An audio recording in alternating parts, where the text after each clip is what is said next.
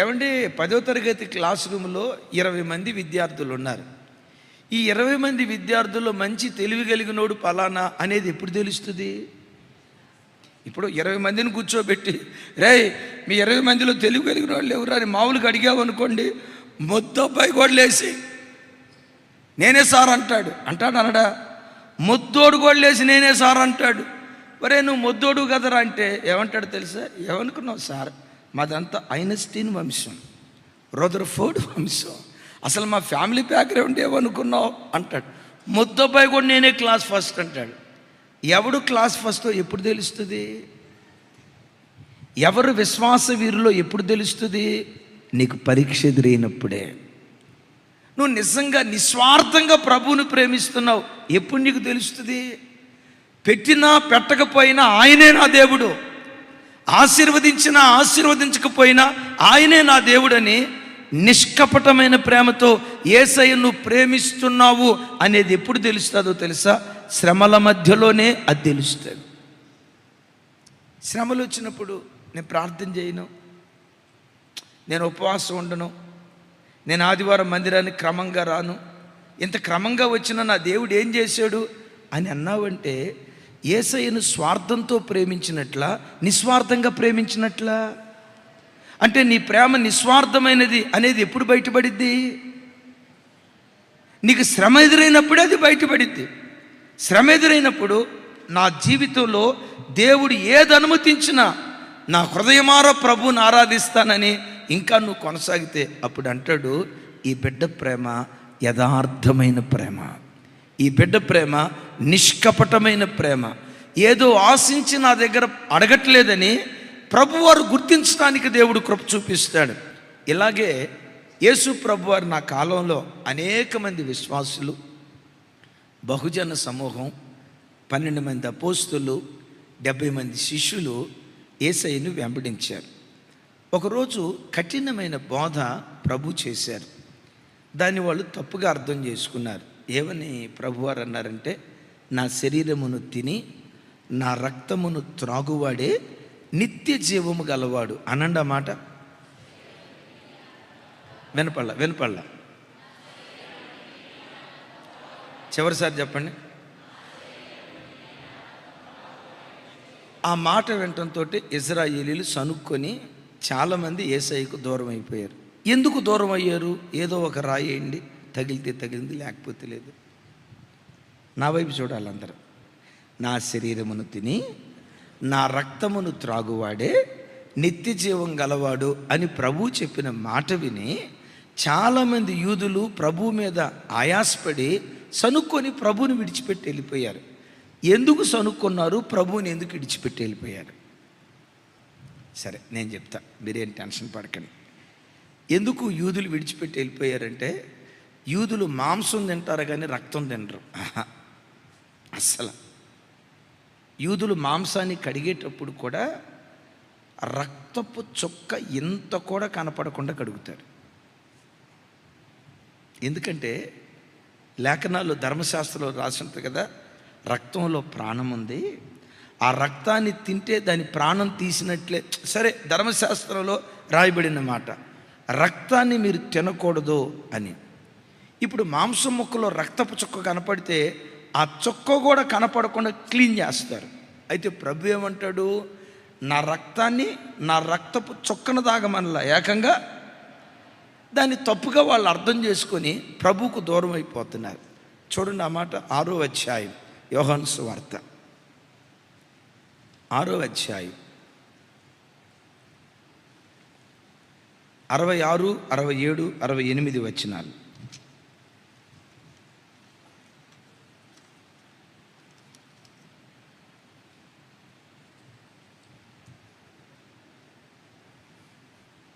నాతో కలిసి 6వ అధ్యాయం 66, 67, 67, 68 వచనాలు నాతో కలిసి. అప్పటి నుండి ఆయన శిష్యులలో అనేకులు వెనుక తీసి మరి ఎన్నడూను ఆయనను వెంబడింపలేదు.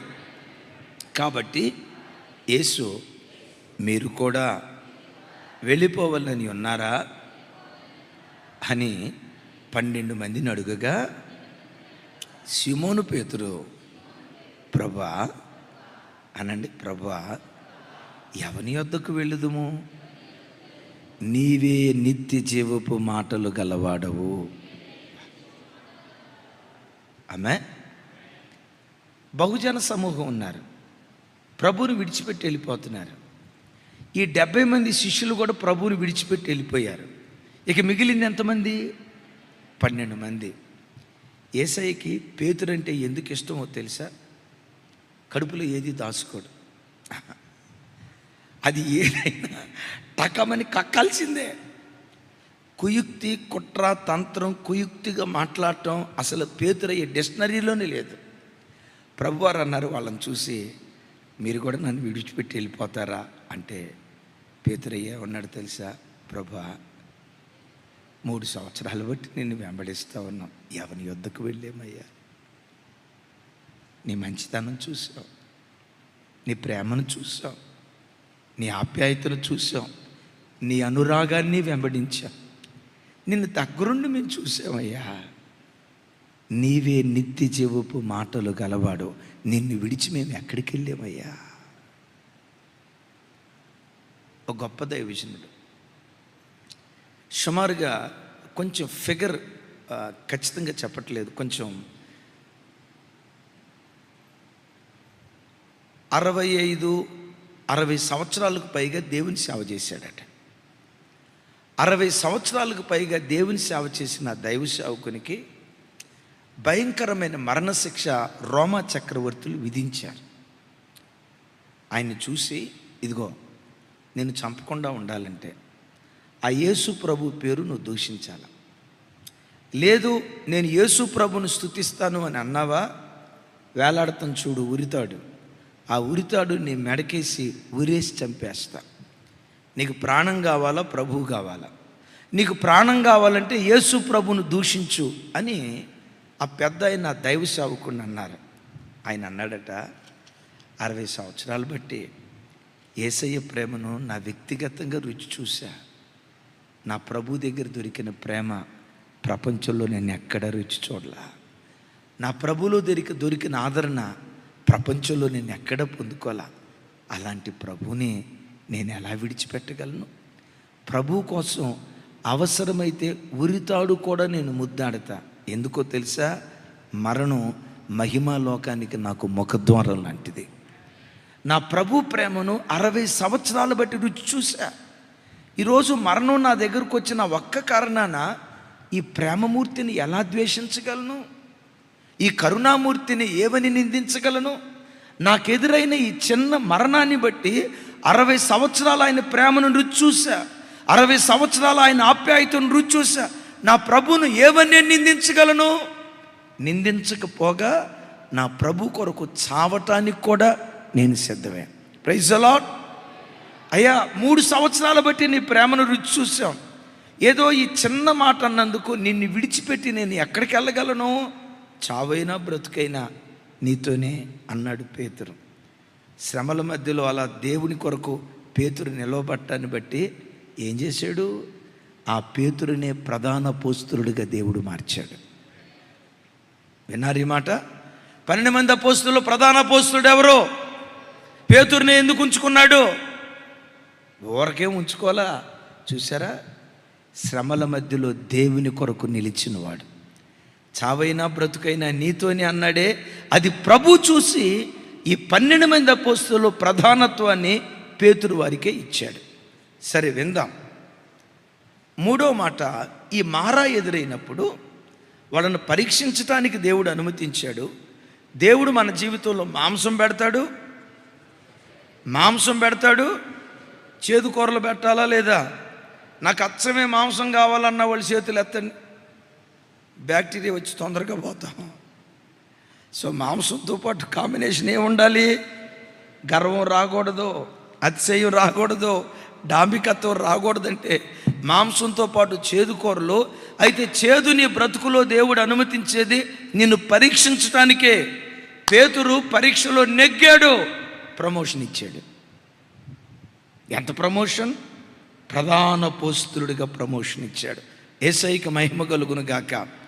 రైట్, అప్పుడు నీళ్లు లేవు. చూడండి ఆ మాట ఒకసారి. 15వ అధ్యాయం 24వ వచనం. 15వ అధ్యాయం 24వ వచనం. నాతో కలిసి చెప్పండి. ప్రజలు మేమేమి త్రాగుదుమని మోషే మీద సనుగు కొనగా అతడు యెహోవాకు మొరపెట్టెను. బిడ్డలారా చూడండి, సమస్య వచ్చింది. ఒకళ్ళు సనుగుడు వైపు వెళ్ళారు, ఒకళ్ళు కాదు, సమాజం అంతా సనుగుడు వైపు వెళ్ళారు. ఒక వ్యక్తే సాగిలపడి దేవుని దగ్గర మొరపెట్టడం ప్రారంభించాడు. నీళ్లు లేని కొరత అది మోషేకు కూడా సమస్యనా, ఇశ్రాయేలీయులకు మాత్రమేనా? అంటే ఆ సమస్య మోషేకుంది, ఇశ్రాయేలు ప్రజలకుంది. దైవజనమా, మోషేకు ఇశ్రాయేలు ప్రజలకు సమస్య ఉన్నట్లుగా ఆకాశం క్రింద భూమికి పైన బ్రతుకుతున్న ప్రతి మనిషికి ఏదో ఒక సమస్య ఉంటుంది. నాకే సమస్య లేదని ప్రపంచంలో ఎవ్వడూ చెప్పలేడు. అందుకని ఒక సామెత ఉంది, సీత కష్టాలు సీతయ్యే, పీత కష్టాలు పీతయ్యే, గీత కష్టాలు గీతయ్యే. అంటే కష్టం సమస్య లేనోడు అంటూ ఎవడు భూమి మీద లేడు. ఏమనండి మాకు తెలియదని అంటారా? మిమ్మల్ని ఒక మాట అడుగుతా అన్నయ్య, నాకు ఏ కష్టం లేదన్నయ్య, దేవుని మహా గొప్ప కృపను బట్టి నా జీవితం 3 పువ్వులు 60 కాయలుగా చాలా హ్యాపీగా ఉందన్నయ్య, చాలా హ్యాపీయెస్ట్ మ్యాన్ అన్నా నేను అని అనేవాళ్ళు ఎవరైనా ఉంటే ఒక్కళ్ళు చేయి పైకి ఎత్తండి తమ్ముడా, పోల్దండేసి ఫోటో తీసి ఎంత ఖర్చు అయినా రేపు నేను పేపర్ లేపిస్తా అంటే, అక్క ఇన్ని కష్టాలు ఉన్నాయి అన్నట్టు అంత ఎక్కువేమి లేవు, కానీ ఒకటో రెండో సమస్య లేని వ్యక్తి అంటూ భూమి మీద ఎవ్వడూ లేడు. అయితే బిడ్డలారా, సమస్య ఎదురైనప్పుడు సనుగుడు కాదు పరిష్కారం. దేవుడు అసహించుకునే గుణాల్లో, ఇంకా మీకు అర్థమయ్యే భాషలో చెప్పాలంటే దేవుడు చేదరించుకునే గుణాల్లో, ఇంకా దిగజారి చెప్పాలంటే దేవుడు యావగించుకునే గుణాలలో, అసహించుకునే గుణాలలో సనుగుడు. ఇంట్లో భార్యాభర్తల మధ్యలో సనుగుడు, కూర బాగాకపోతే సనుగుడు, బట్టలు సరిగ్గా ఉతకపోతే సనుగుడు, ఇస్త్రీ సరిగ్గా చేయకపోతే సనుగుడు. ఇంట్లో 2 అక్క చెల్లెళ్ళు ఉన్నారు, పని అంతా అక్కకే చెప్పింది అమ్మ. ఎవరికి చెప్పింది? పని అంతా అక్కకే చెప్పింది అమ్మ, చిన్నదానికి చెప్పలా. పెద్దది పని చేస్తూనే ఉంటుంది, కానీ నోరు తెరవండి. మీకెడ తెలుసు? పని చేస్తూనే ఉంటుంది. చూడు, అసలు ఇది తల్లేనా? పని అంతా నాకే చెప్పింది. చిన్నదానికి మాత్రం సోఫా మీద కూర్చోబెట్టింది. చిన్నదానికి మాత్రం లెక్కలంట, నాకేమో అంట్లంట. అంట్లు దవ్వుతూనే ఉంటుంది, సనుగుతూ ఉంటుంది. ఇప్పుడు సనుగుతూ పనిచేసినందువల్ల సనిగే చోటకి సైతానుగాడు వస్తాడా, దేవుడు వస్తాడా? సనుగుడు ఎక్కడుంటుందో సైతానుగాడు అక్కడ ఉంటాడు. మీరు ఎప్పుడైనా చూడండి, సనుగుడు ఎక్కడైనా ఉందంటే, సరే పెద్దమ్మాయి పని చేస్తుంది, ఆ అమ్మాయి ఏమనుకోవాలి తెలుసా? దేవా, నాకు ఇంత పని ఇచ్చావు, మా అమ్మ నాకు ఈ పని ఇచ్చిందంటే ఆ పని చేసే సామర్థ్యం నాలో ఉండటాన్ని బట్టే కదా. ఇంత పని నాకు ఇచ్చిందంటే ఆ చేయగలిగే శక్తి నాకు ఉందనే కదా. అయ్యా, ఒకవేళ శక్తి లేకపోయినా నేను ఈ పని చేస్తానను, ఆ పని చేయటానికి కావలసిన సామర్థ్యం దేవుడిస్తాడు. కొంచెం గట్టిగా చెప్తాం ఆమేన్. నా ఒక్కడికైనా ఇంత పని, నా ఒక్కదానికైనా ఇంత పని అంతా నేనే చేయాలా అని సనుక్కుంటా ఉండు. పని చేస్తా టీబీ పేషెంటు కాకపోతే నన్ను అడుగు. టీబీ పేషెంట్ అంటే అది ఏదో బిరుదు అనుకుంటున్నారు ఏంటి? ఇక తర్వాత ఇక అంతే. ఇంత పని చేసే కదా దేవుడు నాకు ఎందుకు ఆరోగ్యం ఇవ్వలేదు? పని చేసావు, ఆ పనితో పాటు సనుగుడు కూడా ఉంది. ఈ మాట బాగా పట్టుకోండి. దేవుడు యావగించుకునే గుణాల్లో యావగింపు అనేది చాలా ఏమంటారు, ఇంకా చెప్పాలంటే రోసేసే పదం అది. సనుగుడు అనేది దేవుడు అస్సలు తట్టుకోలేడు. ఇజ్రాయేలు ప్రజల జీవితాల్లో సనుగుడు వలన సంహారదూత చేతిలో పడి, సంహారకుడి చేతిలో పడి వాళ్ళు చచ్చారట. బిడ్డలారా, ఎప్పుడు ఇంట్లో సనుగుడు ఉండొద్దు.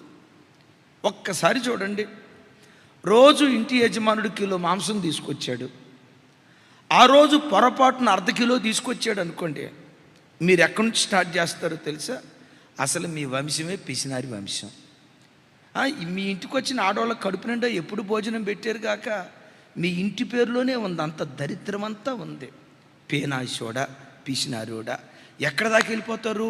పెళ్ళైన కొత్తలో ఒక పూట తినడానికి అన్నం తక్కువైంది చూసారా? 1947 నుంచి టిల్ డేట్ కంప్యూటర్లోనన్నా కొన్ని డిలీట్ అయిపోతాయి. అక్క మైండ్లో డెలిట్ కాదు. నాకు కొన్నిసార్లు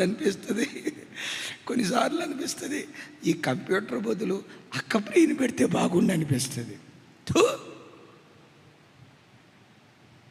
ఎప్పుడు సనుగుడు. నేను మరలా చెప్తున్నాను, యావగించుకుంటాడు దేవుడు, అసహించుకుంటాడు దేవుడు. అక్కడ దాకేందుకు? చర్చిలోని కృతజ్ఞత కూటం పెట్టామనుకోండి, మన చర్చిలో మీరు చెప్పండి, ఫుల్గా భోజనాలు పెడతామా, ఆఫ్ భోజనాలు పెడతామా?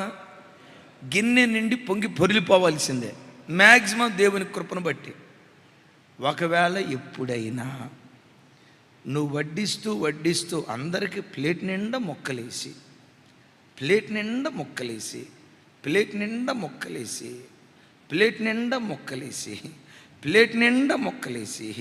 కోడి తొడ అందరికీ వేసి నీ దగ్గరకు వచ్చేసరికి కోడి మెడపడింది, అందరికీ తొడ. ఒక్క రోజుకే జ్యోతక్క ఫుల్గానే పెట్టమని ఉంటుంది, కానీ అన్నే బ్రేక్ వేసి ఉంటాడు. ఏం కొంచెం పెడితే పోలా? అరే ఒక్క పూట ఇక్కడ దొరకపోతే ఇంటికి వెళ్ళి తెచ్చుకొని తినొచ్చు కదరా తల్లి. అందుకని సామెత ఒకటి ఉంది, మంచోడు బుద్ధి మాంసం దగ్గర, కుక్క బుద్ధి ముక్క దగ్గర బయటపడిద్దట. విన్నారా? చిన్న ప్రతి దానికి ఏంటంటే సనుగుడు. బిడ్డలారా వినండి, నీ నాలుక ఎప్పుడూ సనగకూడదు. మేలైనా కీడైనా స్తుతిస్తూ సాగిపో. నీ నాలుకెప్పుడు ప్రతి పరిస్థితిలో నువ్వు స్తుతిస్తూ వెళ్తే స్తుతుల సింహాసనాసీనుడైన దేవుడు నీ స్తుతుల మీద ఆసీనుడై నీ బ్రతుకులో కార్యం చేయటం ప్రారంభిస్తాడు. అది చేదా? స్తుతించు. కరువా? స్తుతించు. అవమానమా? స్తుతించు. నింద స్తుతించు. నువ్వు పని చేసిన స్థలంలో నువ్వు చేసిన పనికి తగిన గుర్తింపు లేదా? స్తుతించు. మేలైనా స్తుతించు. వినపల్లా? మేలైనా స్తుతించు, కీడైనా స్తుతించు, లాభమైనా స్తుతించు, పొగిడినా స్తుతించు. అమ్మా, ఏ పరిస్థితుల్లో నిన్ను స్తుతించు. స్తుతి నాదం ఎక్కడ వినబడుతుందో స్తుతి సింహాసనాసీనుడు అక్కడ ఆసీనుడై ఉంటాడు. ఆయన అడుగుపెట్టాడా సమస్య ఇట్టే దేవుడు పరిష్కరిస్తాడు. నువ్వు సనిగావు అనుకో, ఎవడొస్తాడు అక్కడికి? రాజశేఖరయ్య గారి భాషలో చెప్పాలంటే మన మేనమామ వస్తాడు. ఆడొచ్చాడా? గోడితో పోయేది గొడ్డల దాకా కాదు, ఐసీయూ దాకా పోవాలా. విన్నారా? వాడు వచ్చాడా? అల్లజడి, వివాదాలు ఎక్కువైపోతాయి. బిడ్డలారా, సమస్యలు వస్తాయి, అందరికీ సమస్యలు వస్తాయి. ఈ వాక్యం వింటున్న నీ బ్రతుకులో భర్తే నీ సమస్య ఏమో, భార్య నీ సమస్య ఏమో, సంఘానికి వచ్చే తోటి విశ్వాసులే నీ సమస్య ఏమో, తోటి సేవకులే నీ సమస్య ఏమో, నువ్వు బ్రతుకుతున్న ఉద్యోగ స్థలంలో తోటి ఉద్యోగస్తులే నీ సమస్య ఏమో. సమస్యల మధ్యలో సనగకో. పొరపాటున మనుషుల మీద సనగకో. అన్నిటికంటే విశేషంగా దేవుని మీద నువ్వు సనగకో. ఆ సమస్యల మధ్యలో మన నాలుకెప్పుడు దేవుని స్తుతించునుగాక. సనిగితే ఏమైందో తెలుసా? చూడండి, 2 మాటలు చూపిస్తా. సంఖ్యాకాండం 11వ అధ్యాయం 1వ వచనం.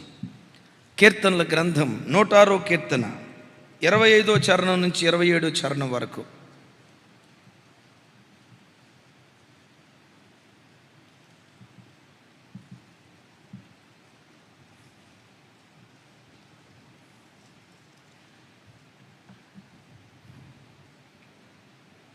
నాతో కలిసి. జనులు ఆయాసమును గూర్చి సనుగుచుండగా అది యెహోవాకు వినబడెను.